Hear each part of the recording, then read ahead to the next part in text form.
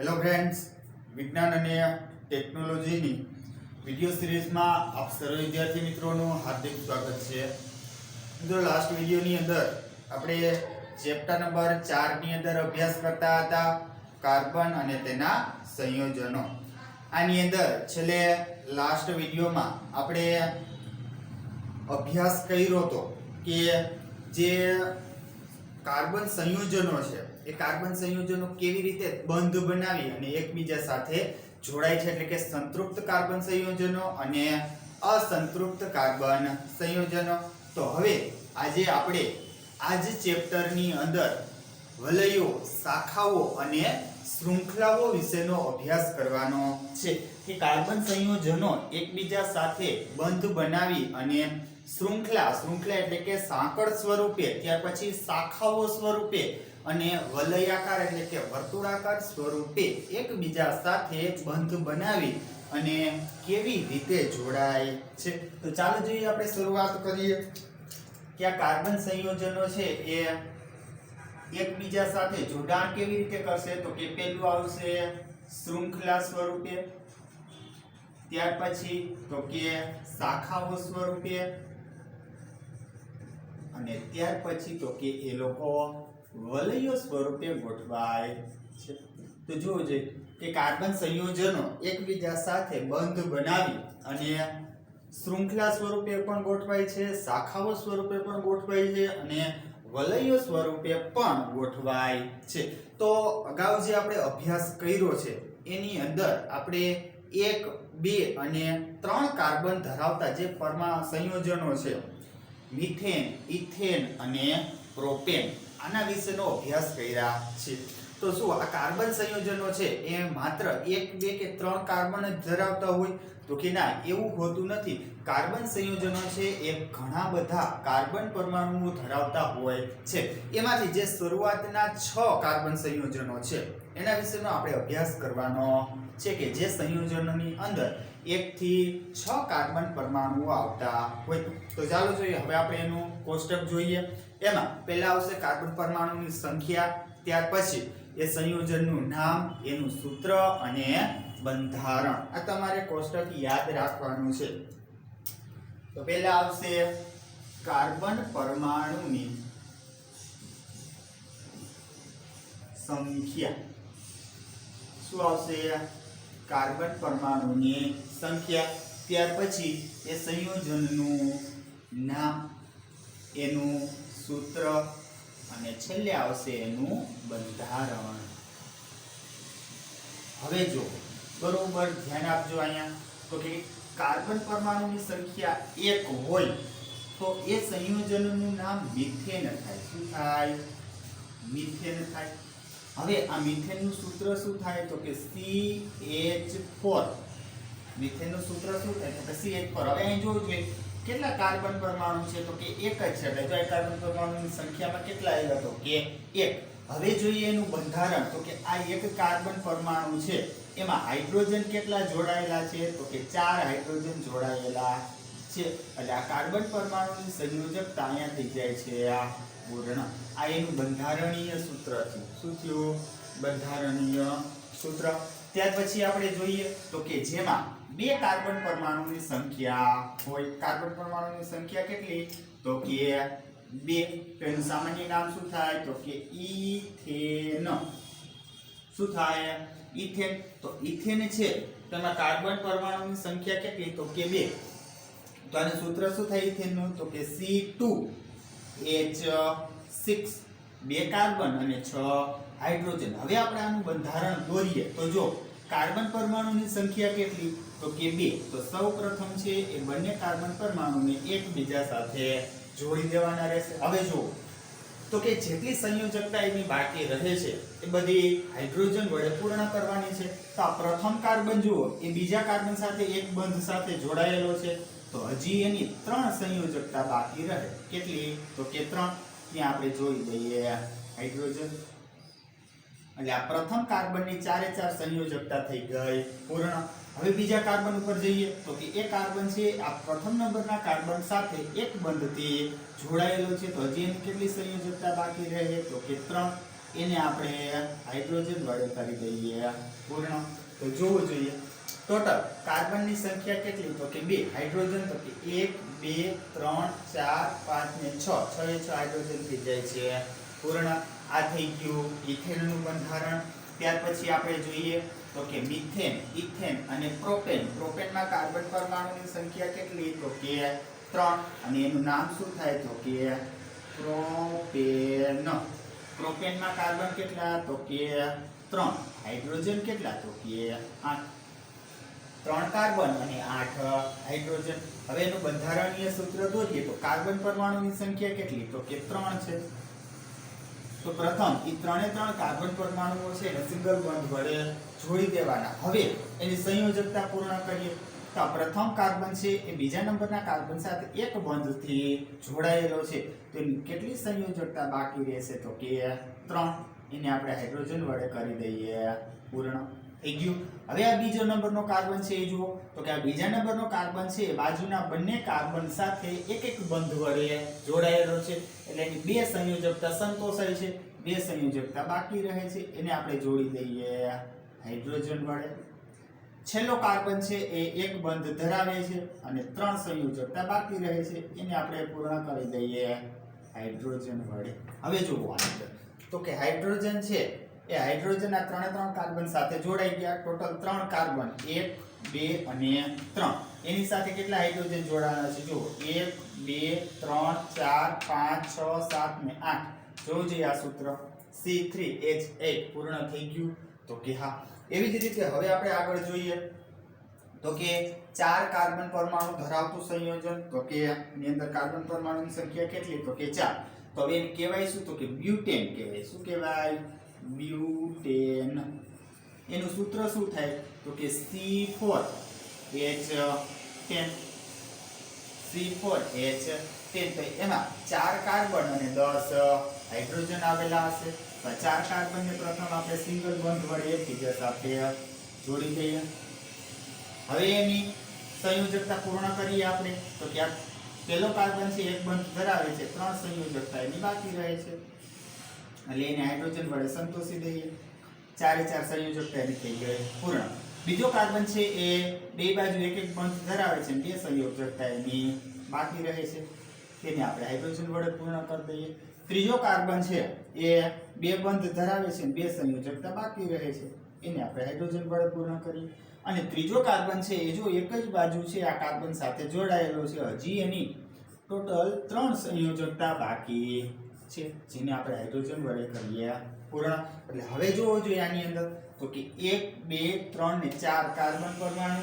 Hydrogen ગણીએ તો કે 1 2 3 4 5 6 7 8 9 10. 10 હાઇડ્રોજન થઈ ગયા, તો કે હા. આ કોનું સૂત્ર થયું, તો કે બ્યુટેનનું થયું.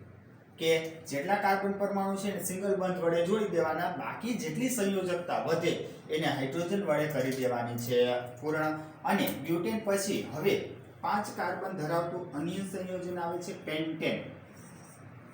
કયું આવે છે, પેન્ટેન. તો પેન્ટેનનું સૂત્ર શું થાય, તો કે C5H12. 5 કાર્બન અને 12 હાઇડ્રોજન. તો પહેલા આ 5 કાર્બન સંયોજનો છે એને એકબીજા સાથે સિંગલ બંધથી જોડી દઈએ.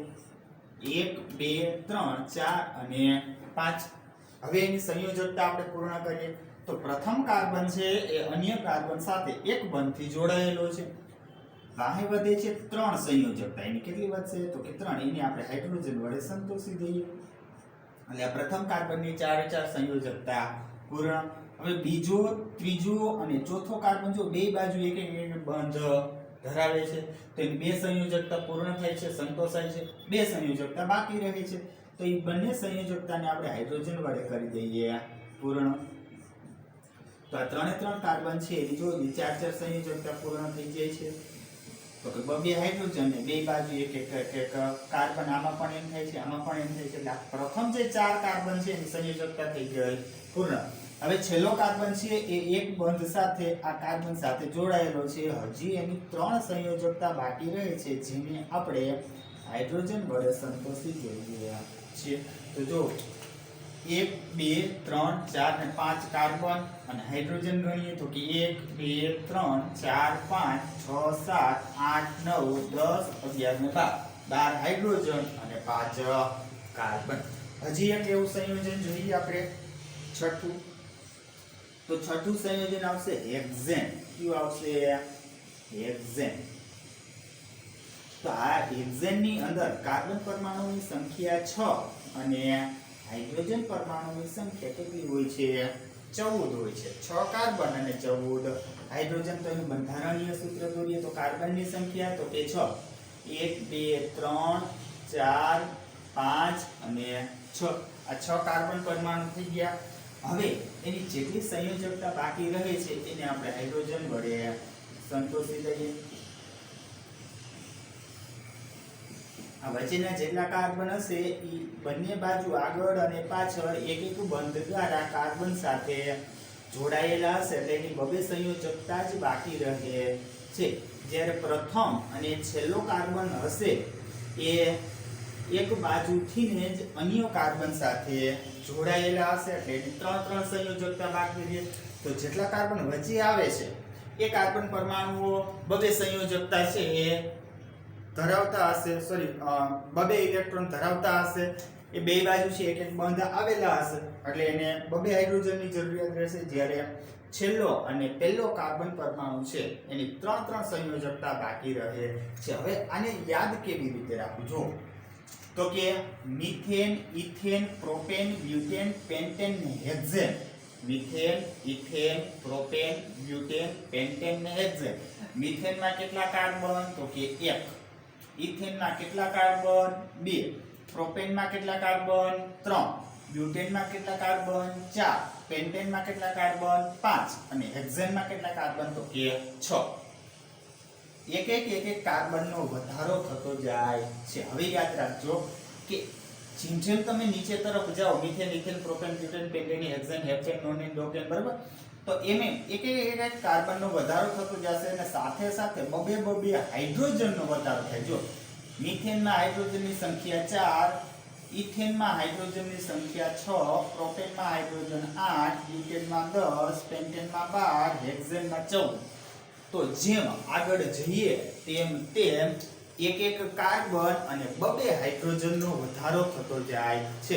અને એના બંધારણીય સૂત્ર દોરવા હોય તો શું કરવાનું? તો કે જેટલા કાર્બન છે એ બધાય કાર્બનને સિંગલ બંધ વડે દર્શાવી દેવાના.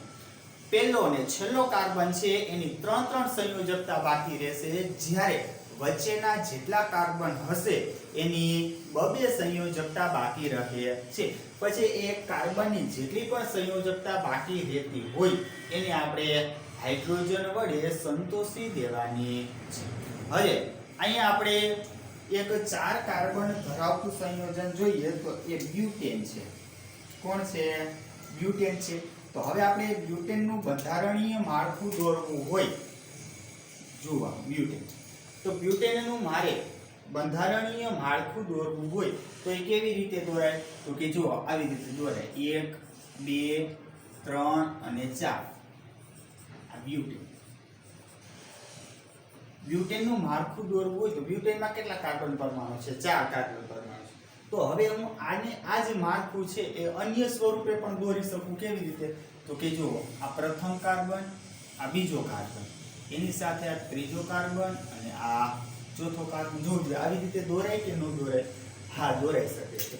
હવે આ જે બંધારણ છે એને શૃંખલા સ્વરૂપનું બંધારણ કહેવાય, સાંકળ જેવું. આ બંધારણ છે એને શાખીય બંધારણ કહેવાય. શાખાઓ ધરાવે છે. શાખાઓ મતલબ ડાળીઓ, કે જો જે શાખાઓ ધરાવે છે.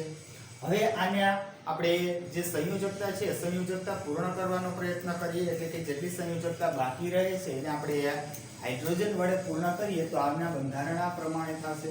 આ પ્રથમ કાર્બન છે તો 3 સંયોજકતા બાકી રહે એટલે એને હાઇડ્રોજન વડે પૂર્ણ કરી દઈએ. આ બીજો કાર્બન છે એની 2 સંયોજકતા બાકી રહે જે હાઇડ્રોજન વડે પૂર્ણ કરીએ. ત્રીજા કાર્બનની 2 સંયોજકતા બાકી રહે એને હાઇડ્રોજન વડે પૂર્ણ કરીએ. અને જે ચોથો કાર્બન છે એની 3 સંયોજકતા બાકી રહેશે એટલે એને પણ આપણે હાઇડ્રોજન વડે પૂર્ણ કરી દઈએ. હવે વાંચો શાખીય બંધારણની અંદર તો કે પ્રથમ કાર્બન છે એ પ્રથમ કાર્બનને એક બંધ આવેલો છે, તો હજી એની 3 સંયોજકતા બાકી રહેશે, એટલે 3 ને હાઇડ્રોજન વડે સંતોષી દઈએ.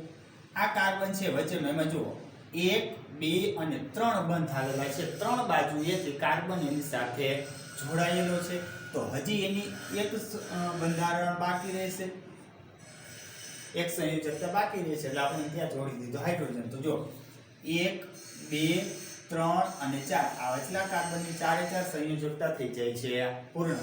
હવે વાહવિધા છેલ્લા 2 કાર્બન સંયોજનો, તો એક બાજુથી બને છે એ કાર્બન સાથે જોડાયેલા છે, તો એની હજી 3 સંયોજકતા બાકી રહે છે, એને આપણે જોડી દઈએ હાઇડ્રોજન વડે. થઈ ગઈ પૂર્ણ. ત્યાર પછી આ કાર્બન છે એ એક બંધ સાથે આ કાર્બન સાથે જોડાયેલો છે, તો બાકી કેટલી સંયોજકતા વધશે? તો કે 3, એને પણ આપણે હાઇડ્રોજન વડે જોડી દઈએ. હવે તમે આ બંને સંયોજનો છે એને જરાક ધ્યાનથી જુઓ, તો કે કાર્બન પરમાણુની સંખ્યા કેટલી? તો કે 4. આમાં તો કે 1 2 3 અને 4, તો બંને બંધારણની અંદર કાર્બનની સંખ્યા 4. હવે ગણીએ હાઇડ્રોજન, તો કે 1 2 3 4 5 6 7 8 9 ને 10. આમાં હાઇડ્રોજન ગણીએ 1 2 3 4 5 6 7 8 9 10. તો આ બંને બંધારણમાં હાઇડ્રોજનની સંખ્યા કેટલી? તો કે 10. કાર્બનની સંખ્યા કેટલી? તો કે 4. તો એવા કોઈ કાર્બન સંયોજનો હોય કે જેના બંધારણીય સૂત્ર કેવા હશે? તો કે આણ્વીય સૂત્ર સમાન હોય, પરંતુ એના બંધારણ કેવા હોય? તો કે અલગ અલગ. બંનેનું બંધારણ જોવું જોઈએ, તો કે એક શૃંખલા સ્વરૂપે છે, એક શાખિત સ્વરૂપે છે. તો એવા કાર્બન સંયોજનો કે જેના આણ્વીય સૂત્ર સમાન હોય પરંતુ બંનેના બંધારણ જુદા જુદા હોય, તો એવા સંયોજનોને બંધારણીય સમઘટકો કહે છે. બેના બંધારણ કેવા? અલગ અલગ, પણ બેના આણ્વીય સૂત્ર C4H10 C4H10 બંધારણીય સૂત્ર કેવા છે? તો કે બંનેના સમાન છે. તો એવા કોઈ પણ કાર્બન સંયોજનો કે જેના આણ્વીય સૂત્ર સમાન હોય પરંતુ તેના બંધારણ અલગ અલગ પ્રકારના હોય, તો એવા સંયોજનોને શું કહેવામાં આવે છે? તો કે બંધારણીય સમઘટકો કહેવામાં આવે છે. યાદ રાખજો, આ વ્યાખ્યા છે બંધારણીય સમઘટકોની. તો આ જે કાર્બન સંયોજનો છે એ કાર્બન સંયોજનો શૃંખલા સ્વરૂપે પણ હોય છે અને શાખાઓ સ્વરૂપે પણ હોય છે. આ ઉપરાંત ઘણા કાર્બન સંયોજનો છે એ વલય સ્વરૂપે એટલે કે વર્તુળાકાર સ્વરૂપે પણ ગોઠવાયેલા હોય છે. દાખલા તરીકે સાયક્લોહેક્સેન. એ સાયક્લોહેક્સેનની અંદર જે કાર્બનના 6 પરમાણુઓ હશે એ 6 પરમાણુ છે એ એકબીજા સાથે વલય સ્વરૂપે એટલે કે વર્તુળાકાર સ્વરૂપે ગોઠવાયેલા હશે કે જેનું સૂત્ર C6H12 થાય છે. જોવું જોઈએ સાયક્લોહેક્સેન.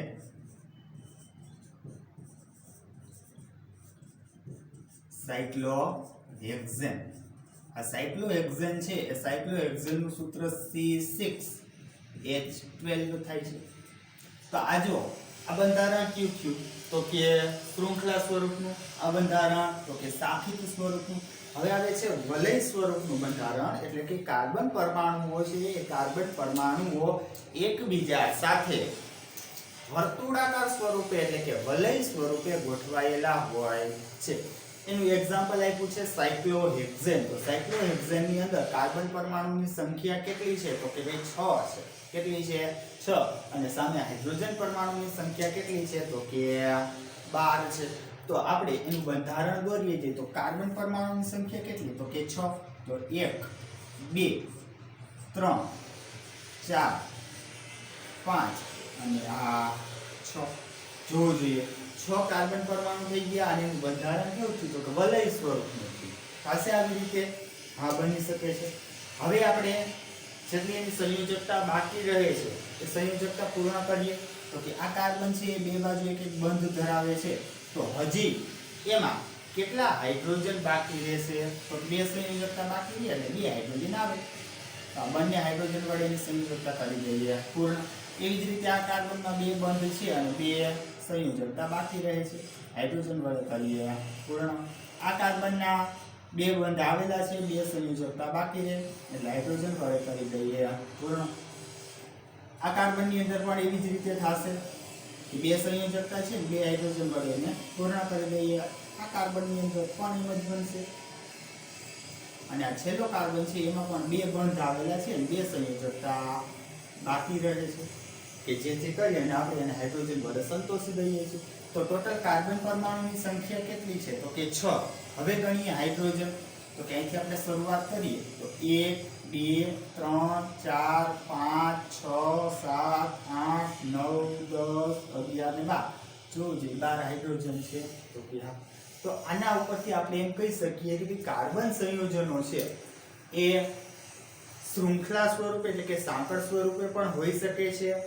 આ ઉપરાંત શાખિત સ્વરૂપે એટલે કે શાખાઓ સ્વરૂપે પણ હોઈ શકે છે. આ ઉપરાંત એ વલય સ્વરૂપે પણ હોઈ શકે છે. હવે આનું ઇલેક્ટ્રોન બિંદુ રચના દોરવાનું આપણે કહી તો તમે દોરી શકો. તો કે હા, 6 કાર્બન પરમાણુ છે એકબીજા સાથે વલય સ્વરૂપે ગોઠવાયેલા હશે અને એની અંદર બબે હાઇડ્રોજન છે એ ગોઠવાયેલા હશે. કેટલા ઇલેક્ટ્રોનની ભાગીદારી સાથે? તો કે એક ઇલેક્ટ્રોનની ભાગીદારી સાથે. તો વલય સ્વરૂપે વર્તુળાકાર સ્વરૂપે 6 કાર્બન વચ્ચે એક ઇલેક્ટ્રોનની થઈ હશે ભાગીદારી. એટલે એક કાર્બન પરમાણુ છે અન્ય 2 કાર્બન પરમાણુ સાથે એક ઇલેક્ટ્રોનની ભાગીદારી કરીને ગોઠવાય છે. એટલે 2 ઇલેક્ટ્રોન થઈ ગયા પૂર્ણ, એટલે 2 સંયોજકતા પૂર્ણ થઈ ગયા. હવે આગળ વધે છે 2 સંયોજકતા. તો એ બંને ઇલેક્ટ્રોન છે એ બંને ઇલેક્ટ્રોનની હાઇડ્રોજન સાથે એક ઇલેક્ટ્રોનની ભાગીદારી કરીને 2 હાઇડ્રોજન સાથે જોડાઈ જાય છે, જેના કારણે કાર્બનની 4 સંયોજકતા પૂર્ણ થઈ જાય છે. 2 સંયોજકતા 2 કાર્બન પરમાણુ વડે અને 2 સંયોજકતા 2 હાઇડ્રોજન પરમાણુ વડે જોડાઈને પૂર્ણ થઈ શકે છે. હવે આ જે શૃંખલા અથવા તો શાખિત કે વલય સ્વરૂપના જે કાર્બન સંયોજનો છે એ કાર્બન સંયોજનો સંતૃપ્ત પણ હોઈ શકે છે અને અસંતૃપ્ત પણ હોઈ શકે છે. એટલે કે એ સંયોજનોની અંદર એક બંધ પણ આવેલો હોય છે અને દ્વિબંધ કે ત્રિબંધ પણ આવેલા હોય છે. અહીં જેટલા કાર્બન સંયોજનો જોઈએ આપણે એ બધાય એકલ બંધ ધરાવતા હતા, સિંગલ બોન્ડ.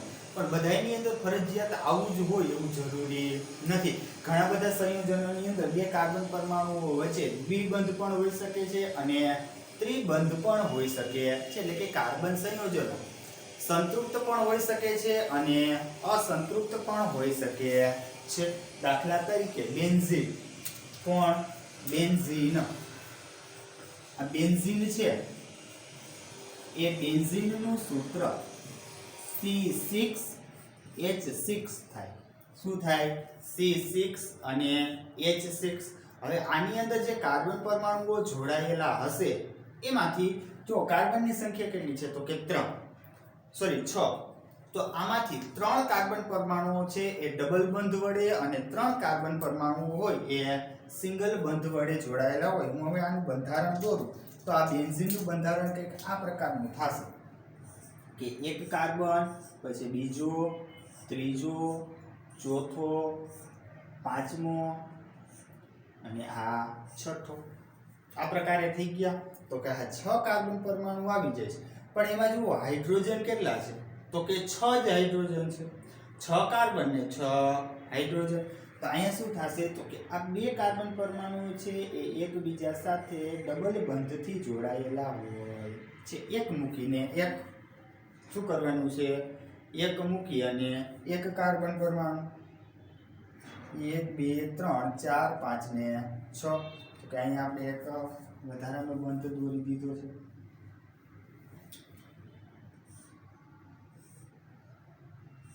આવી રીતે. તો કે જો આ 2 કાર્બન પરમાણુ છે એની વચ્ચે ડબલ બોન્ડ આવે છે, અહીં સિંગલ બોન્ડ, વળી ડબલ બંધ, સિંગલ બંધ, ડબલ બંધ, સિંગલ બંધ. તો એક મૂકી અને એક કાર્બન પરમાણુ છે એ અન્ય કાર્બન પરમાણુ સાથે દ્વિબંધ દ્વારા જોડાયેલો હોય છે. તો આને આપણે સંતૃપ્ત કાર્બન સંયોજનો કહીએ છીએ. શા માટે? તો કે બધા એકબીજા સાથે સિંગલ બંધ દ્વારા જોડાયેલા છે. આ બેન્ઝીન છે એ અસંતૃપ્ત કાર્બન સંયોજન છે. કેમ? તો કે આ 2 કાર્બન સંયોજનો વચ્ચે જોવો જોઈએ તમે 2 કાર્બન પરમાણુ વચ્ચે ડબલ બંધ આવેલો છે. હવે આપણે એની અંદર ગોઠવીએ હાઇડ્રોજન. તો કે જોજો આ પ્રથમ કાર્બન છે એ 3 બંધ ધરાવે છે, 2 આ બાજુ ને 1 આ બાજુ. તો હવે એમાં એક જ સંયોજકતા બાકી છે, જે આપણે હાઇડ્રોજન વડે કરીએ છીએ પૂર્ણ. તો કે 1 2 3 અને 4, એની ચારે ચાર સંયોજકતા પૂર્ણ થઈ જાય. બીજા નંબરનો કાર્બન જુઓ તો કે 1 2 ને 3 બંધ આવેલા છે, તો હજી એક સંયોજકતા બાકી છે, એ હાઇડ્રોજન વડે પૂર્ણ કરીએ. ત્રીજો તો કે 1 2 ને 3 બંધ છે અને ચોથી સંયોજકતા હાઇડ્રોજન વડે પૂર્ણ થાય. આ કાર્બન તો કે 2 બંધ ની આ ત્રીજો બંધ અને ચોથી સંયોજકતા હાઇડ્રોજન વડે પૂર્ણ. આ કાર્બન છે તો 2 બંધ ધરાવે છે, એક બંધ આ ટોટલ 3 બંધ અને એક સંયોજકતા હાઇડ્રોજન વડે પૂર્ણ થાય. આ છેલ્લો કાર્બન છે તો 2 બંધ અને એક ત્રીજો 3 બંધ ધરાવે છે અને છેલ્લી ચોથી સંયોજકતા વધે છે, એ હાઇડ્રોજન વડે થાય છે પૂર્ણ. તો હવે જો 1 2 3 4 5 ને 6 ટોટલ હાઇડ્રોજન પરમાણુની સંખ્યા કેટલી? તો કે 6. 1 2 3 4 5 ને 6 કાર્બન પરમાણુની સંખ્યા કેટલી? તો કે 6. 6 કાર્બન અને 6 હાઇડ્રોજન છે એ બેન્ઝીનના બંધારણીય સૂત્રની અંદર આવેલા હોય છે. આ બેન્ઝીનનું સૂત્ર તમારે યાદ રાખવાનું છે. આણ્વીય સૂત્ર પણ યાદ રાખવાનું છે અને બંધારણીય સૂત્ર પણ તમારે યાદ રાખવાનું છે. તો આવી જ રીતે આ કાર્બન સંયોજનો છે એ સિંગલ બંધ પણ ધરાવી શકે છે, ડબલ બંધ પણ ધરાવી શકે છે અને ટ્રિપલ બંધ પણ ધરાવી શકે છે. તો એવા કાર્બન સંયોજનો કે જે કાર્બન સંયોજનોની અંદર માત્ર કાર્બન અને હાઇડ્રોજન જ આવેલા હોય, તો એવા કાર્બન સંયોજનોને હાઇડ્રોકાર્બન સંયોજનો કહેવાય છે.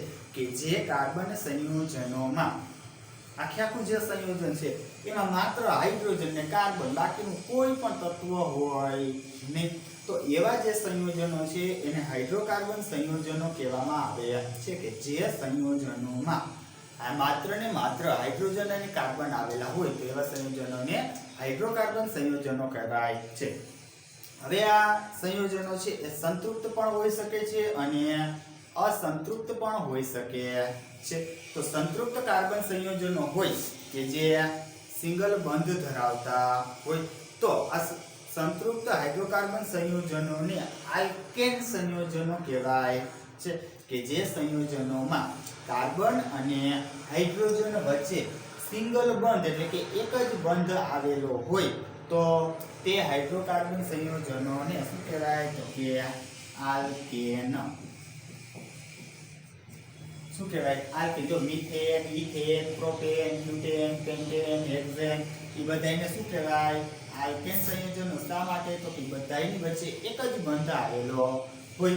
અને અસંતૃપ્ત હાઇડ્રોકાર્બન સંયોજનોને પાછા બે ભાગ પડશે, કે જે હાઇડ્રોકાર્બન સંયોજનોની અંદર દ્વિબંધ આવેલા હોય તેને આલ્કીન કહેવામાં આવે છે. શું કહેવાય છે તેને? આલ્કીન. તો આલ્કીનમાં કેટલા બંધ હશે? દ્વિબંધ. અને જે હાઇડ્રોકાર્બન સંયોજનોની અંદર કાર્બન અને હાઇડ્રોજન વચ્ચે ટ્રિપલ બોન્ડ આવેલા હોય, 3 બંધ આવેલા હોય, તો એવા સંયોજનોને આલ્કાઇન સંયોજનો કહેવાય છે. શું કહેવાય? આલ્કાઇન. તો જે હાઇડ્રોકાર્બન સંયોજનોમાં એક બંધ આવેલો હોય તો એને આલ્કેન કહેવાય છે. એ આલ્કેન એક બંધ ધરાવે છે એટલે એનો સમાવેશ કોની અંદર થાય? તો કે સંતૃપ્ત હાઇડ્રોકાર્બન સંયોજનોમાં. આલ્કેન ને આલ્કાઇન છે ડબલ ને ટ્રિપલ બોન્ડ ધરાવે છે, તો એને અસંતૃપ્ત હાઇડ્રોકાર્બન સંયોજનો કહેવાય છે. કે જે કાર્બન અને જે સંયોજનમાં કાર્બન અને હાઇડ્રોજન વચ્ચે દ્વિબંધ આવેલો હોય, તો તેવા સંયોજનોને આલ્કીન સંયોજનો કહેવાય. અને જે સંયોજનોમાં કાર્બન અને હાઇડ્રોજન વચ્ચે ટ્રિપલ બોન્ડ એટલે કે 3 બંધ આવેલા હોય, તો એવા જે સંયોજનો હોય એને આલ્કાઇન સંયોજનો કહેવાય છે. તો યાદ રાખજો કે આલ્કેનનો સમાવેશ સંતૃપ્ત હાઇડ્રોકાર્બનમાં, આલ્કીન અને આલ્કાઇનનો સમાવેશ અસંતૃપ્ત હાઇડ્રોકાર્બન સંયોજનોની અંદર થાય છે. હવે જો તો કે methane, ethane, propane, butane, pentane, hexane બધામાં સિંગલ બંધ છે, તો એનો સમાવેશ આલ્કેનની અંદર થાય. હવે એવી જ રીતે ઇથીન ને પ્રોપીન ને બ્યુટીન ને પેન્ટીન ને હેક્ઝીન ને એ બધાય હોત, તો એની અંદર દ્વિબંધ આવેલા હોત, તો એ બધાનો સમાવેશ આલ્કીનની અંદર થાય. અને પ્રોપાઇન, બ્યુટાઇન, પેન્ટાઇન, હેક્ઝાઇન એવી રીતે હોત, તો એ બધાની અંદર ટ્રિપલ બોન્ડ આવેલા હોત તો એવા જે કાર્બન સંયોજનો હોત તો એને આપણે શું કહેત તો કે આલ્કાઇન સંયોજનો કહેવાય. તો યાદ રાખજો કે સંતૃપ્ત હાઇડ્રોકાર્બન સંયોજનો હોય એમાં એક જ બંધ હોય, અસંતૃપ્ત હાઇડ્રોકાર્બન સંયોજનો હોય તેમાં દ્વિબંધ પણ હોઈ શકે છે અને ત્રિબંધ પણ હોઈ શકે છે. જો એક બંધ હોય તો એને આલ્કેન કહેવાય, દ્વિબંધ હોય તો એને આલ્કીન કહેવાય અને ત્રિબંધ હોય તો એને આલ્કાઇન કહેવામાં આવે. બરાબર છે. તો ચાલો જોઈએ મિત્રો, આજનો આપણો આ ટોપિક છે આપણે અહીંયા પૂર્ણ કરીએ છીએ. આપણે આ નામકરણ જે છે એ નામકરણને 1 થી 6 કાર્બન પરમાણુ ધરાવતા જે સંયોજનો હોય છે એ સંયોજનો, એની શૃંખલાઓ, શાખાઓ અને વલય સ્વરૂપના બંધારણ આજે આપણે પૂર્ણ કર્યા છે. તો હવે આવી જ રીતે આપણે આ જ ચેપ્ટરમાં એક સરસ મજાના નવા ટોપિક સાથે પાછા મળીશું. Thank you.